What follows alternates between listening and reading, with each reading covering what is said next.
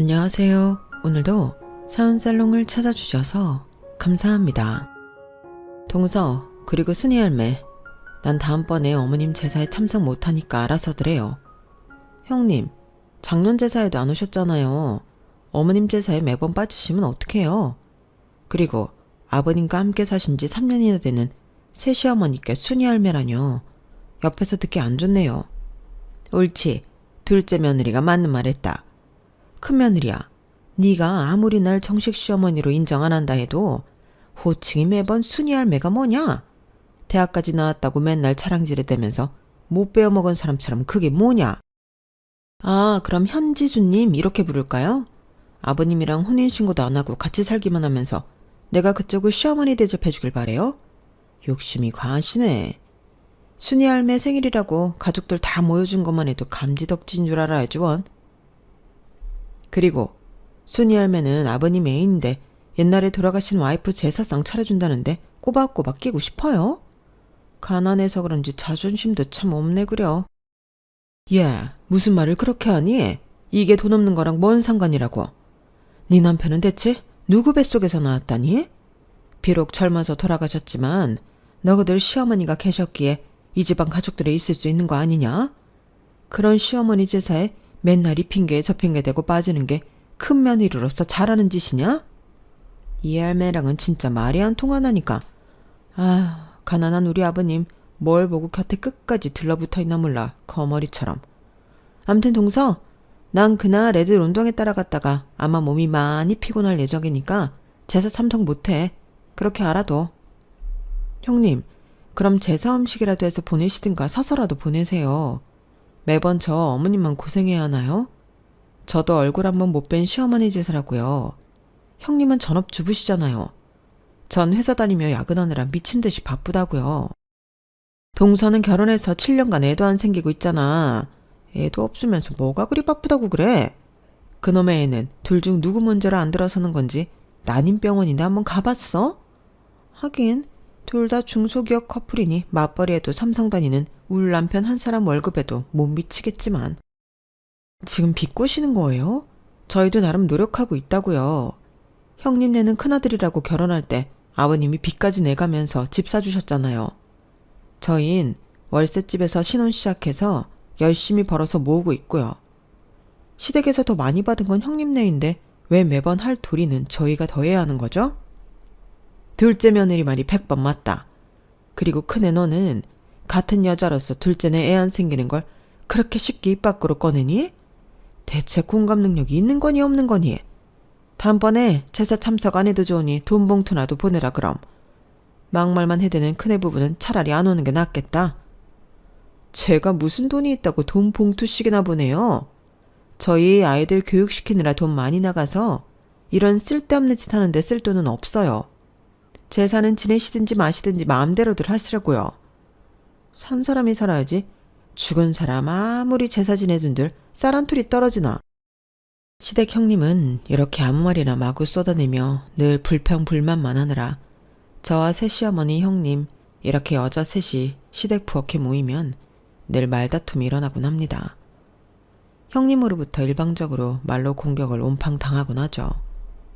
저희 시아버지는 제가 결혼하기 훨씬 전에 암으로 시어머니를 잃으시고 경비원 일을 하며 힘들게 아들 둘을 홀로 키우셨어요.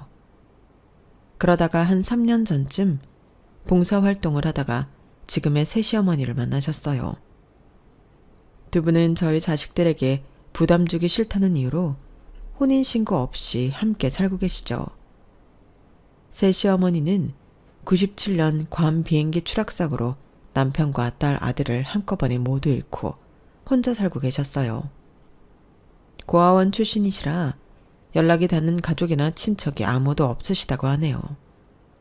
저도 어려서 고아원에 맡겨진 아이였기에 새 시어머니와 전 모든 면에서 정말 잘 통했어요.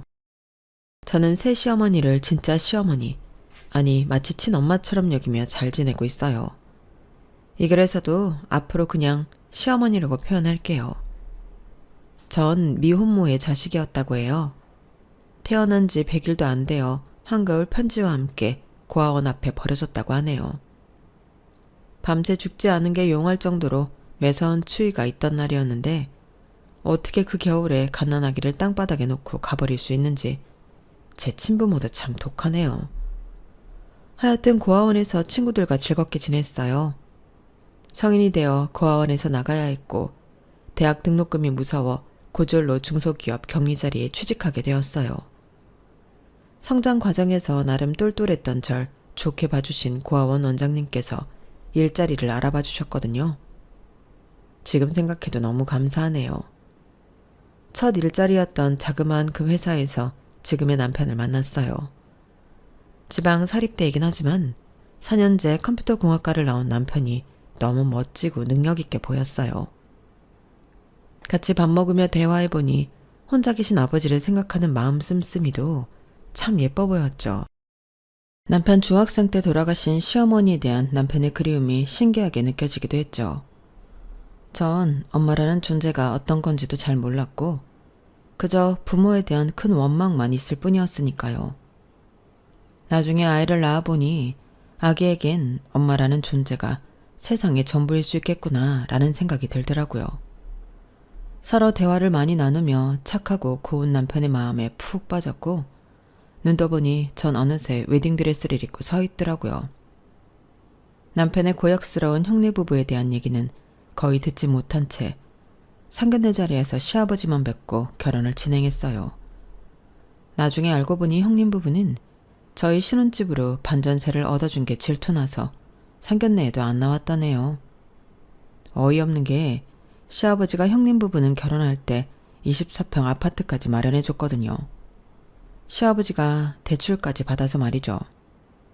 그런데 저희 9천에 70만원짜리 토론 반전세 보증금을 시아버지가 좀 보태준 게 그리도 질투났나 봐요.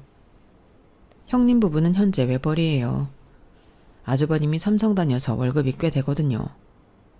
전문대 나오고 헤어 디자이너로 일하던 형님은 결혼하고 전업주부가 되었다네요. 다행히 아주버님, 형님과는 다르게 시아버지는 성품이 아주 좋으세요. 경비 일을 하시는데 서울 빈민가 출신이시라 아직도 판자촌 보면 옛날 생각난다며 쉬는 날이면 그쪽으로 봉사활동을 다니시죠.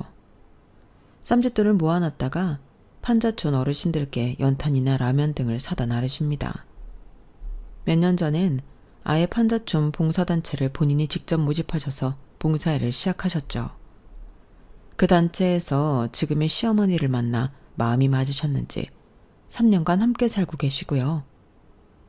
두 분이 서로를 바라보는 눈빛, 따뜻한 말을 보면서 저희 부부는 우리도 늙으면 저렇게 서로 의지하며 살자고 다짐했어요. 이상적인 부부 같아요. 참 보기 좋더라고요. 3년 전 두 분이 살림을 합친다고 선언하셨을 때도 형님 부부는 온갖 막말을 일삼으며 찬물을 끼얹었어요. 평소에도 시아버지가 돈 없다며 무시하던 사람들이었으니 말 다 했죠. 지금 본인들이 살고 있는 집을 시아버지가 사줬다는 걸 잊었는지 맨날 돈 없는 양반이라며 돈돈거립니다. 삼성 다니는 큰아들이라며 자랑스러워하던 시아버지도 이젠 찬바람 쌩쌩 부는 이기주의자들인 큰아들 부부를 달가워하지 않으셔요. 오히려 둘째인 저희 부부를 예뻐하시고 많이 의지하시네요. 저도 부모님 없이 자란 터라 따스한 마음으로 저희 부부를 아껴주는 시아버지가 친아버지처럼 마냥 좋기만 했어요. 평생을 쎄빠지게 일해도 가난의 굴레에서 벗어나지 못하고 점점 처지는 시아버지 어깨가 안쓰럽게 느껴지기도 했고요. 그런 시아버지 옆에 3년 전부터 밝은 미소의 시어머니가 늘 함께 해주셔서 오히려 고마웠어요. 우리 부부는 두 분의 만남을 누구보다 응원해드렸죠. 어머님 하며 극진히 시어머니를 대우해드리니 시어머니도 저를 참 예뻐해주셨어요. 가난해도 모든 게 만족스러웠던 결혼 생활이었지만 저희 부부는 결혼한 지 7년이 되어도 아기가 생기지 않아 고민이 많았어요. 물론 제가 25살에 결혼해서 아직 늦은 나이는 아니니 크게 조급하진 않았지만 오히려 주변에서 난리들이었죠. 특히 형님의 비수 같은 말이 심장을 찌르곤 했어요. 동서 자궁이 문제인 거야? 아님 도련님 정자 운동성이 문제인 거야? 난임병원 가서 검사는 해봤어? 어머, 형님이 뭘 그렇게 구체적으로 따져 물으세요. 그런 건 저희 부부가 알아서 할 테니 신경 끄세요. 뭘 또 전화까지 해서 무슨 막말을 풀어부으시려고요. 내가 언제 막말을 했다 그래. 뭐 눈에 뭐만 보인다고 대학도 못 나오고 고졸 교육만 받아서 쌍스러운 말만 귀에 들어오나 보지? 이것 보세요. 늘 형님은 이렇게 안 좋은 말만 쏟아내시잖아요. 입에서 막말이 나오려고 해도 머리 필터에서 한번 걸러야 하는 거 아니에요? 뭐? 누가 누구 머리로 누네? 애미애비도 없고 대학도 못 나온 주제에 손이 형님이 걱정해주면 그런가 보다 해야지 따지긴 뭘 그리 따져. 부모한테 버려지고 고아원에서 어렵게 자라서 대학 갈 형편 안 된 게 어디 내 탓이에요? 형님은 얼마나 온실 속에 화초를 자랐는지는 모르지만 그럼 서울 4년제라도 갔어야 하는 거 아닌가요? 지방 전문대 출신으로 알고 있는데 그 좋은 조건에 왜 전문대밖에 못 갔나요? 벌이가 안 좋았나? 뭐야? 야! 너 동서라고 지금껏 조언해주고 걱정했더니 은혜를 원수로 갚아? 그 조언 반사네요. 조언한답시고 나한테 막말로 상처 준 것만 헤아려도 1톤 트럭이라고요. 다 집어치우고 이번 명절에 음식 어떻게 할 건지 정하기나 해요. 뭘 어떻게 해? 난 아이가 둘이나 있는 애기 엄마고 동서는 프리한 자유인 아니야?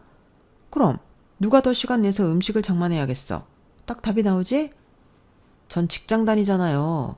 그리고 요즘 시험관 시술하느라 전처럼 명절 일 많이는 못해요.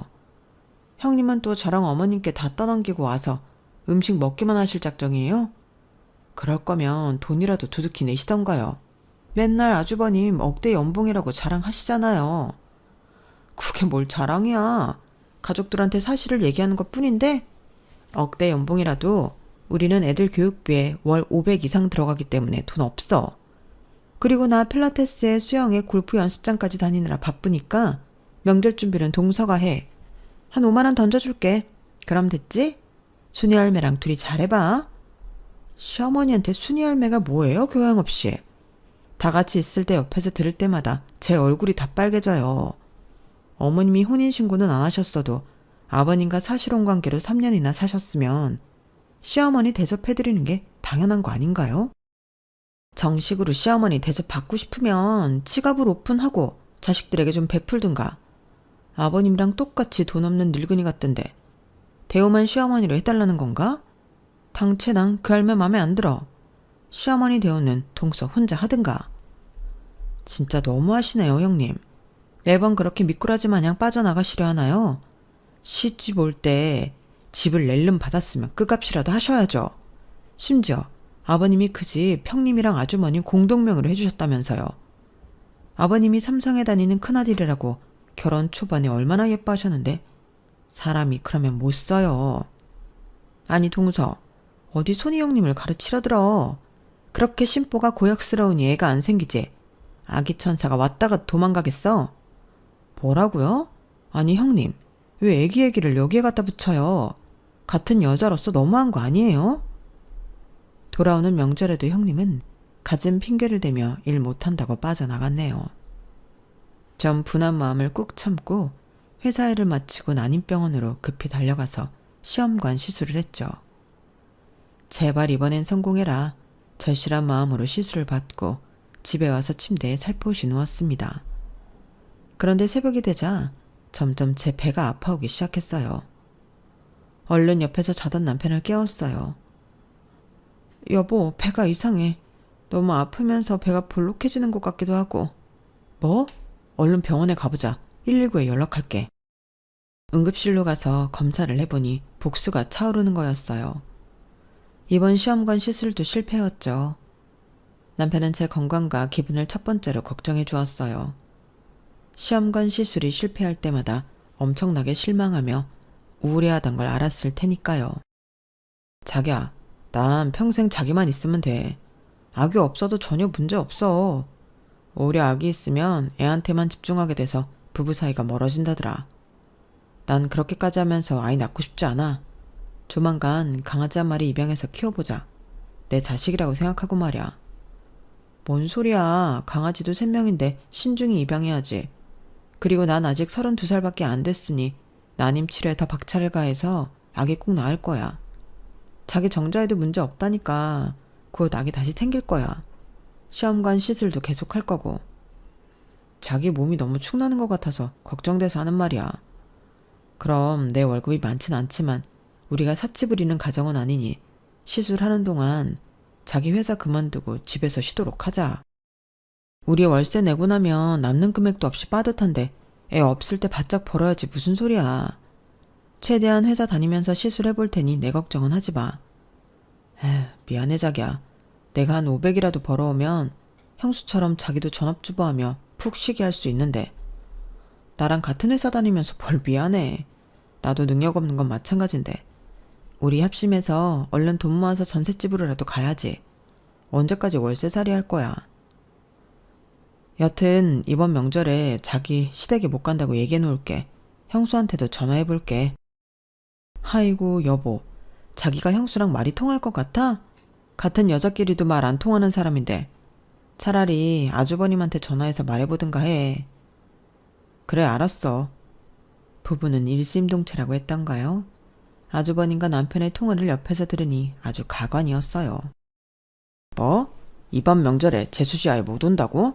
음식 준비도 못 한다고? 그럼 그 순이 할매랑 우리 와이프 둘이서 그 많은 음식을 다 하란 말이냐? 너 미쳐 돌았냐?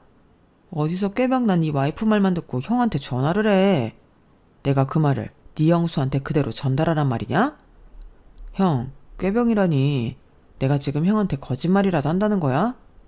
와이프가 시험관 시술 후에 복수가 차서 새벽에 급하게 응급실 갔다 왔다니까. 지금껏 형수는 맨날 미꾸라지 빠져나가듯 이 핑계 저 핑계 대면서 시댁 일 안 한 거 내가 모르는 줄 알아? 손윗 형수라고 내가 아무 말 안 했더니 동생 부부를 우습게 봐? 야, 니네 부부가 얼마나 아버지한테 알랑방구를 꼈으면 요즘에 아버지랑 순이 할매가 니네 편만 들고 예뻐하더라? 우리는 어차피 내놓은 자식이나 다름없으니 이번 명절에는 아예 안 갈란다. 내 와이프만 고생시킬 순 없지. 그리고 넌 애 하나 못 갖고 7년을 고생하냐? 에라이 머저리 같으니. 뭐? 형 지금 나한테 머저리라고 했어? 아씨, 형수막 막말꾼인 줄 알았더니 형도 장난 아니구만. 하긴 어렸을 때부터 본인만 알고 엄청 이기적이었으니 말 다 했지 뭐. 에이, 더럽고 치사해서 말 안 섞을란다. 끊어라 끊어.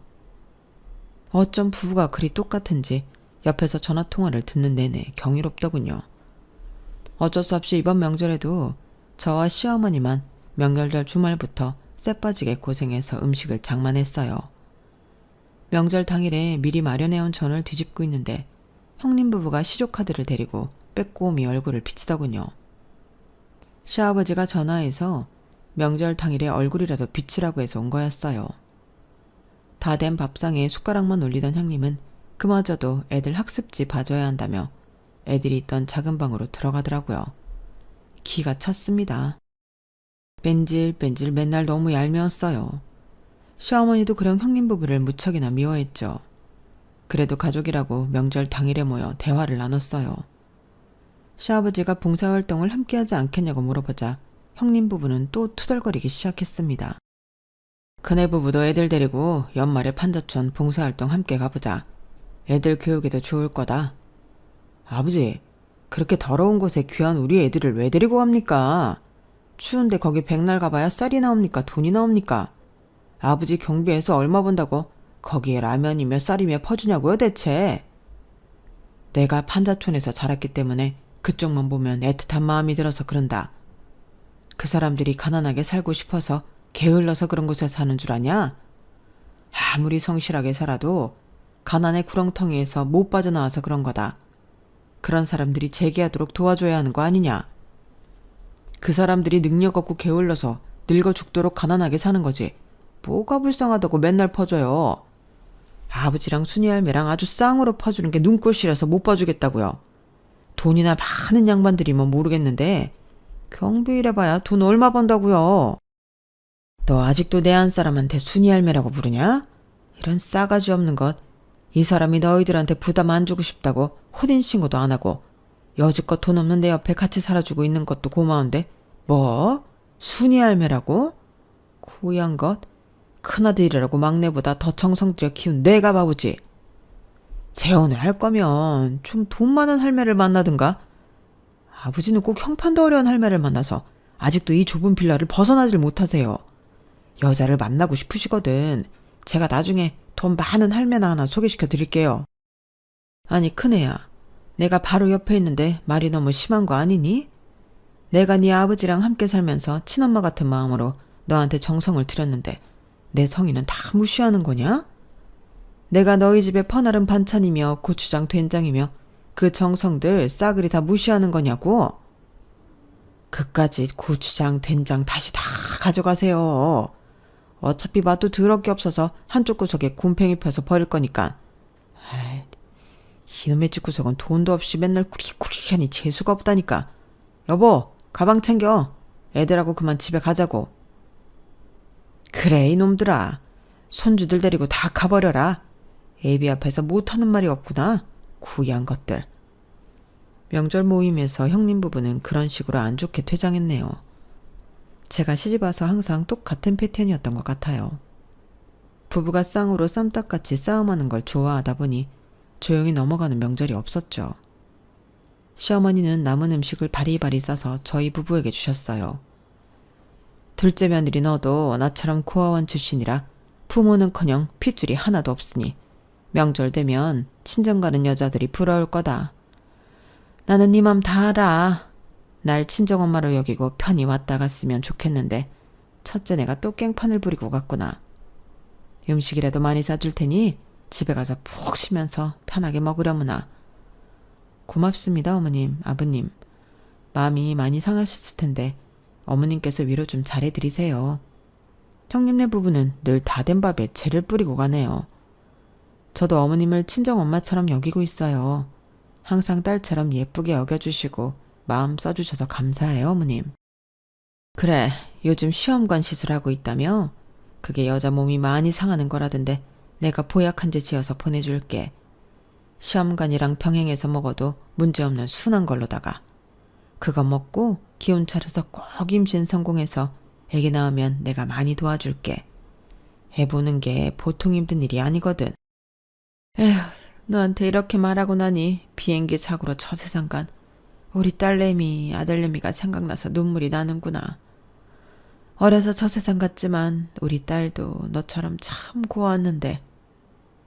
어머님, 제가 아직 자식이 없어서 그 마음 다 헤아리지 못하겠지만 자식 먼저 떠나보낸 그 마음이 얼마나 슬프시겠어요. 앞으로 제가 친딸처럼 어머님께 잘할게요. 옛날 생각하며 너무 마음 아파하지 마세요.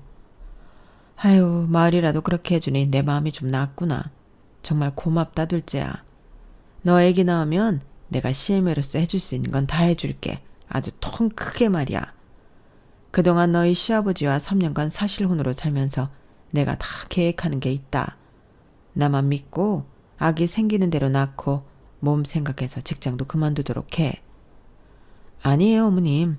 일단 전셋집으로 이사하는 게 목표라서 할 수 있는 데까진 직장 다니면서 난임 치료도 병행해 보려고요. 나도 고아원 출신이라 진짜 독립심이 강했는데 너도 그렇구나. 내가 둘째 너만 보면 마음이 짠해. 내가 계획했던 걸 조만간 실행해서 너 편하게 살게 해줄 테니 조금만 기다리렴. 그땐 시어머니의 계획이란 게 대체 어떤 건지 알 수 없었기에 마음속에 뭔가 생각하시는 게 있나 보다 하고 그냥 넘어갔죠. 하긴 3년간 시아버지와 같이 사시면서 이 집안 가족들의 이면을 속속들이 다 알고 계시는 분이었으니까요. 여튼 절 좋게 봐주시고 아껴주셔서 늘 든든했어요. 시어머니가 가족들을 전부 모이라고 총 집합시키는 일은 매우 드물었지만 시아버지 생신만큼은 항상 다 불렀어요. 형님 부부는 늘 그렇듯 똥 씹은 표정을 하고 빈손으로 시댁에 도착했죠. 아니, 형이랑 형수는 아버지 생신에 케이크 한 조각을 안 사와요? 그렇다고 현금 봉투를 드리는 것도 아니면서? 야, 우리 와이프는 건드리지 마. 너 형수한테 그게 무슨 말버릇이야? 도착하자마자 시비냐? 매년 하도 똑같아서 신기해서 하는 말이야. 삼성 다녀서 연봉도 센 사람이 돈 10만 원이라도 아버지 생신 때 드리는 게 그리 힘들어? 집 앞 과일 가게에서 3만 원짜리 과일 한 상자라도 사오든가. 사회생활하는 사람 맞아?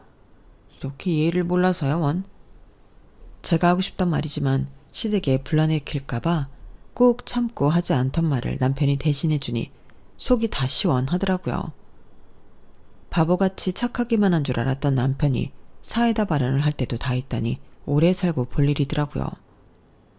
남편의 센 발언에 생일 당사자인 시아버지가 중재하고 나섰죠. 둘째야, 됐다. 내 생일날 선물 바라고 너거들 부르는 거 아니다.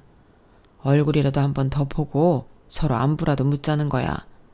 안사람이 미역국 맛나게 끓였으니 그거 먹고 각자 집 가면 되지. 안 그래요, 여보? 그래, 다들 식탁에 앉자. 첫째네는 다음 주에 해외여행 간다고? 네, 그렇게 됐네요. 저희 친정 부모님 모시고 해외여행 가요. 어디로 가는데? 제가 말해도 돈 없는 순이 할매가 아실란가 모르겠네. 해외여행이나 가보셨으려나? 괌이요, 괌. 뭐? 괌? 아, 그렇구나. 거봐요. 순이 할매 모르시죠? 괌이 어디 붙어 있는지도? 비행기 한 번이라도 타보셨나요? 형님, 어머님 97년 괌 비행기 추락사고 때 남편과 아이들 잃은 거 모르셨어요? 어머, 그래?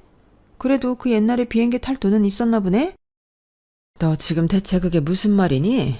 내가 그리도 돈 없는 할매로 보이더냐? 니네 첫째네 맨날 나를 그렇게 무시하다간 나중에 큰 코 다치게 될 거다. 큰 코요?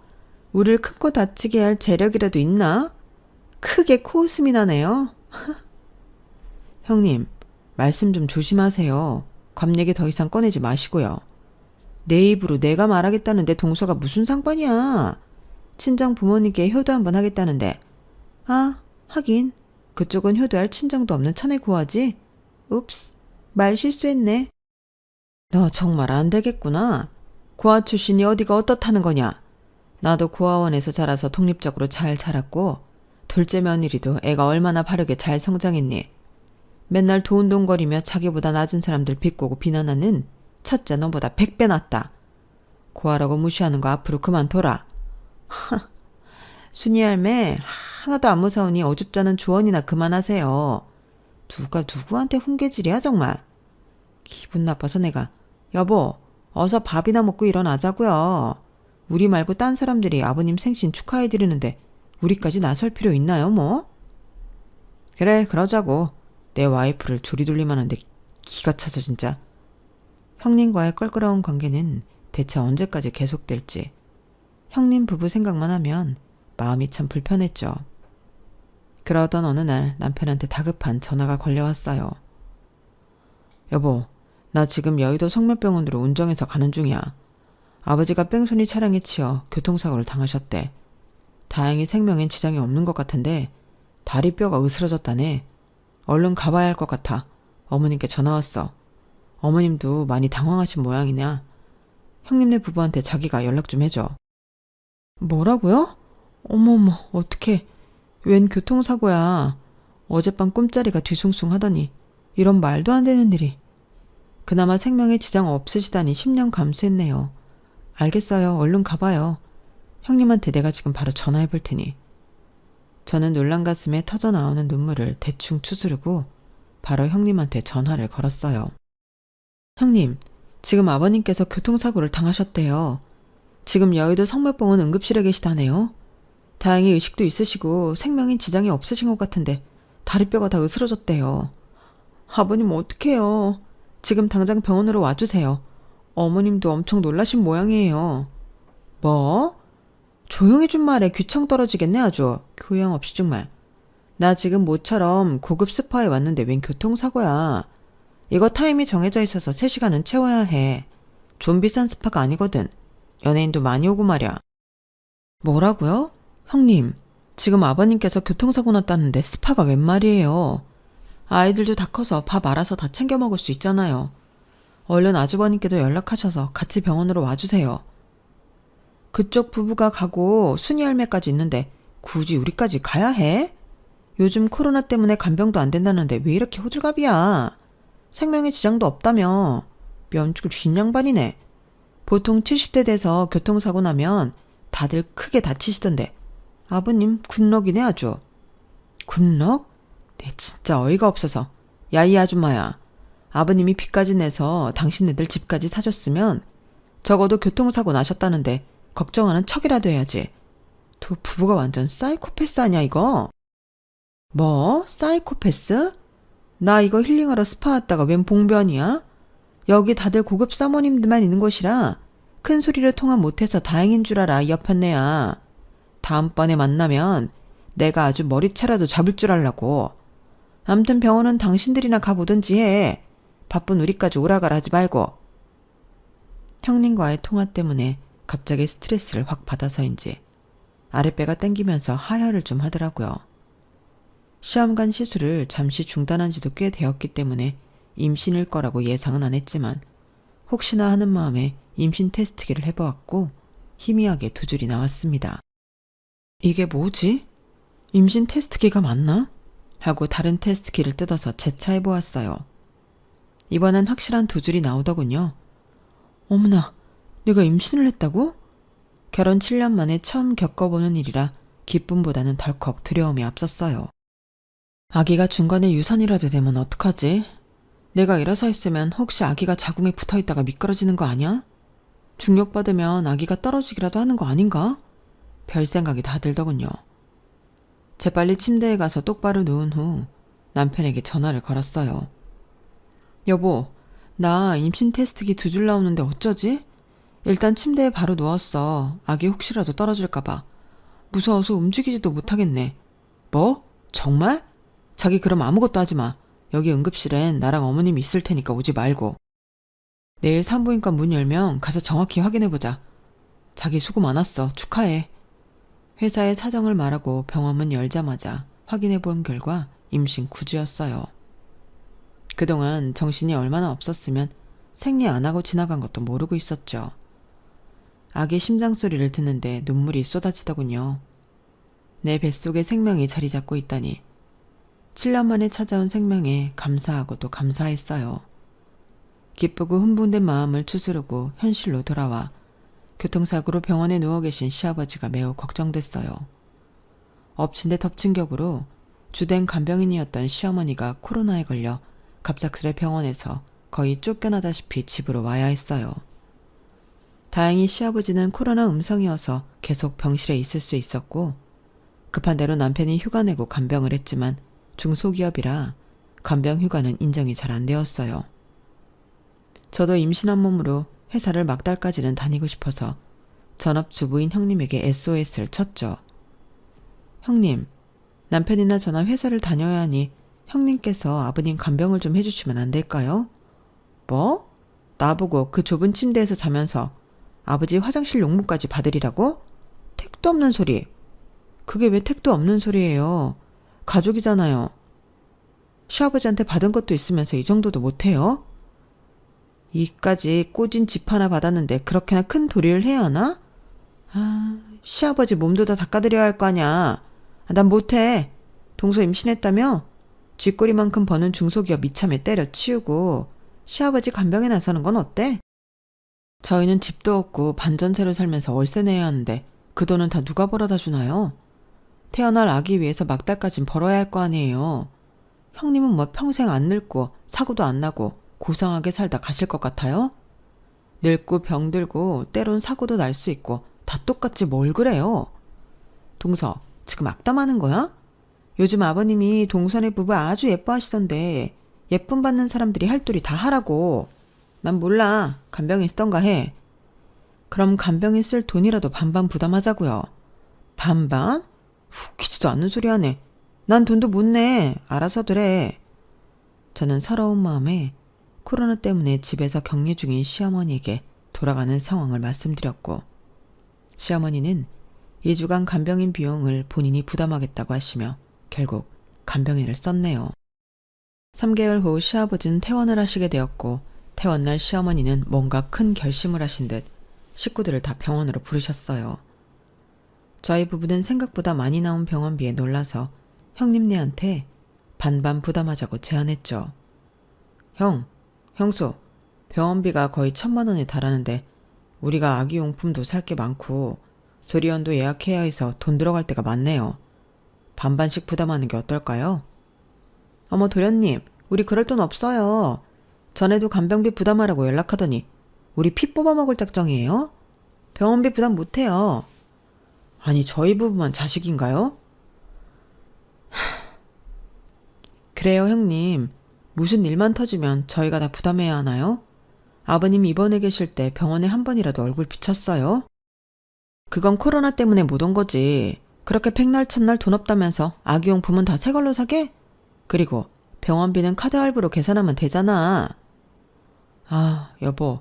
애한테 안 좋으니 괜히 화내지 말고 우리 말도 안 통하는 저 집 식구들이랑은 이제 상종도 하지 맙시다. 계산은 내 카드 11개월 할부로 할게. 야근 많이 해서 카드값 다 갚을 테니 걱정 말고. 자기야. 나 샤넬백 사려고 돈 모아둔 거 다 날릴 뻔했네.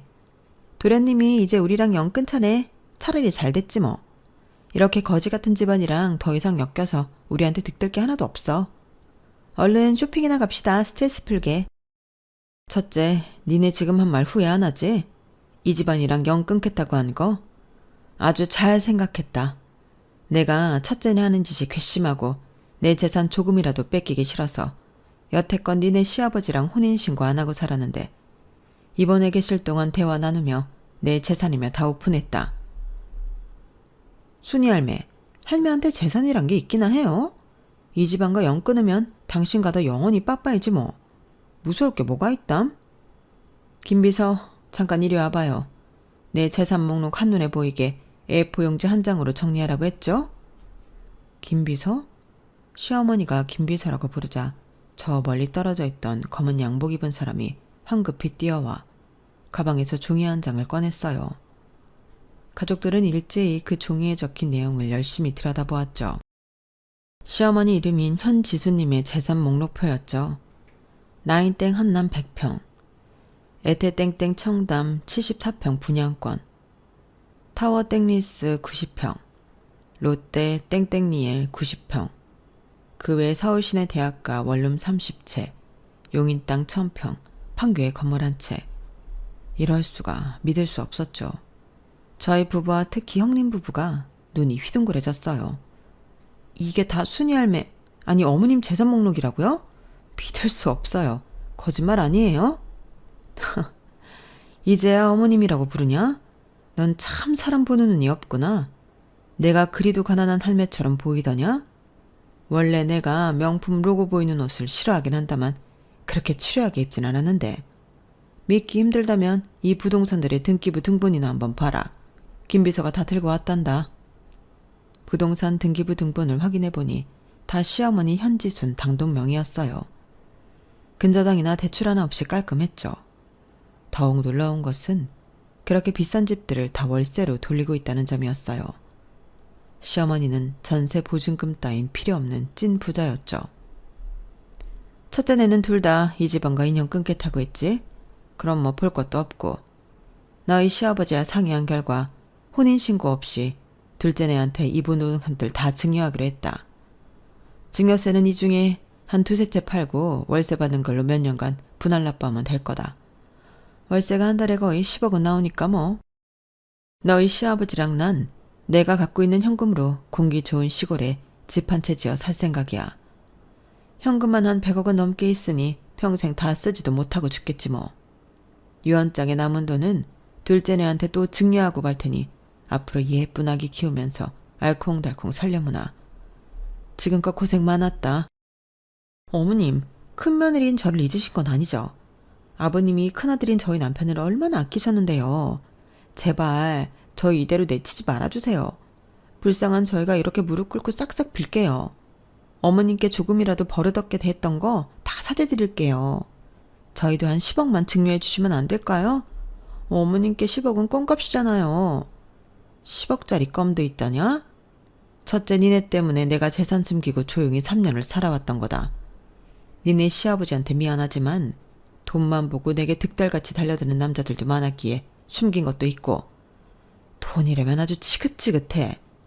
돈 벌기 위해 미친 듯이 열심히 살았지만 이젠 돈 냄새도 싫다.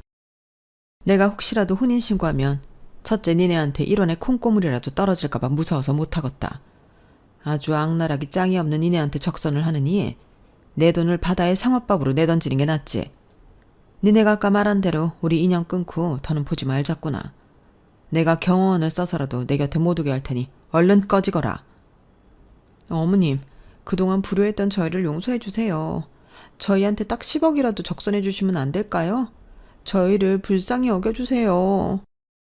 김비서, 경호원들 불러서 첫째 부부 좀 내 곁에 못 오게 해. 병원에서 무슨 심파 찍는 것도 아니고 왜 무릎을 꿇고 눈물을 흘리고 난리 부르스야? 아, 딱 싫어. 둘째네야, 아버지 모시고 얼른 집에 가자꾸나. 나머지 얘기는 집에 가서 들려줄게. 못다한 흥미진진한 얘기가 많구나. 저희 부부와 시아버지 시어머니는 시어머니 소유의 하얀색 포르쉐 차량을 타고 시댁으로 돌아왔어요.